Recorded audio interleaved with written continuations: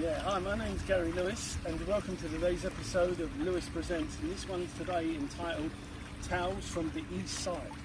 It's entitled that because we're here in the grounds of the East London Cemetery in Plaistow. It was founded in 1871, it opened in 1872, and now there's 33 acres of graves here, memorials to the rich, the famous and the not so well known. So come on a journey with me today and welcome to today's episode of Lewis Presents.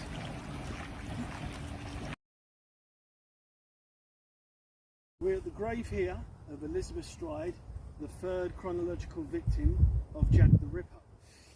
She was born in 1843 in Sweden, and the time that she came to London was about the early 1860s. She met a chap called Jonathan Stride, who she married in 1869. They got married at St Giles Church, just off Tottenham Court Road. They never had any children, and they said by 1877 the marriage was in difficulties. They'd come apart, and she was in the workhouse. Then apparently they reconciled. Again, it doesn't work, and they leave each other by 1881. And then they said that she took to the East End of London, a domestic servant, but also took to prostitution and had the fondness for the drink. And she met her end on the 30th of September at 1 o'clock in the morning at Berners Street, now Henriques Street in Whitechapel. And they said that the infamous Jack the Ripper attacked her, cut her throat, but was disturbed and fled into the night. And then 45 minutes later, he strikes again. Catherine Eddowes dies at Mitre Square. So the night of the double event. But when Elizabeth Stride was attacked, an eyewitness came forward.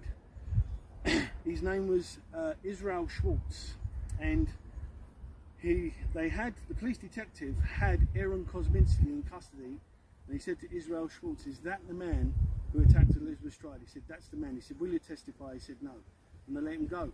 I believe they had Jack the Ripper, Aaron Kosminski, and on the 6th of October 1888, Elizabeth Stride was buried here, basically in a pauper's grave. And it wasn't until 20 years ago where the East London Cemetery here paid for a wonderful grave that she has now.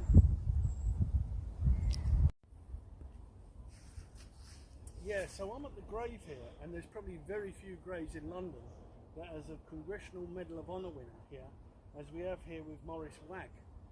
This chap was born in 1840 in Christchurch in Dorset, and in 1861 he's living in New York. And he gets the call that he wants to enlist in the United States Navy.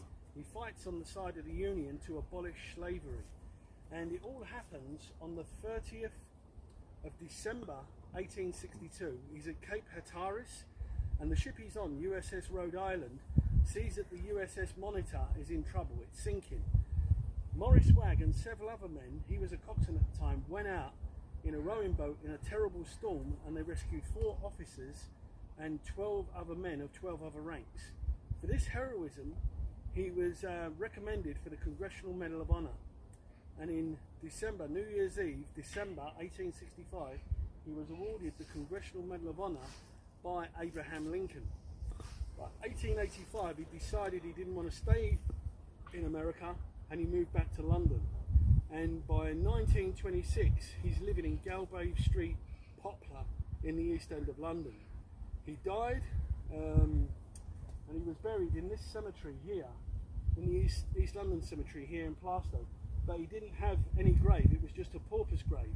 And it wasn't until a few years ago that a historian was doing research into British personnel that fought in the American Civil War, and they located him here. So in September of 2015, the United States Navy came here, paid for the gravestone, and he was buried with full military honours.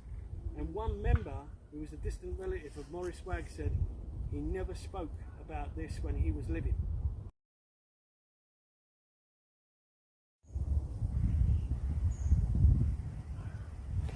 Okay, we're now in the middle of the East London Cemetery. We've come across this war memorial, and it's basically dedicated to the 10 German spies they executed in the Tower of London during World War I.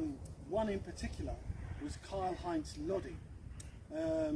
He was in the German Navy, and he was in the Naval Reserve when World War I was declared. And when France and Great Britain got involved, they sent him over to England to be a spy.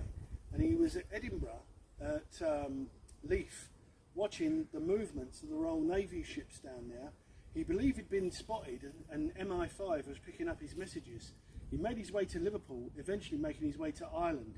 He was picked up in Killarney by the Irish police and handed over to MI5. MI5 took him back to London.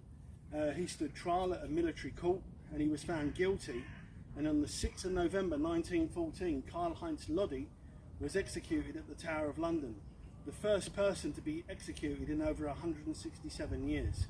So he's mentioned on this war memorial here, and also he's in a grave just over to the far side that we'll be looking at a bit later on. So Karl-Heinz Lodi, but 10 German spies here that were executed in the Tower of London during the First World War.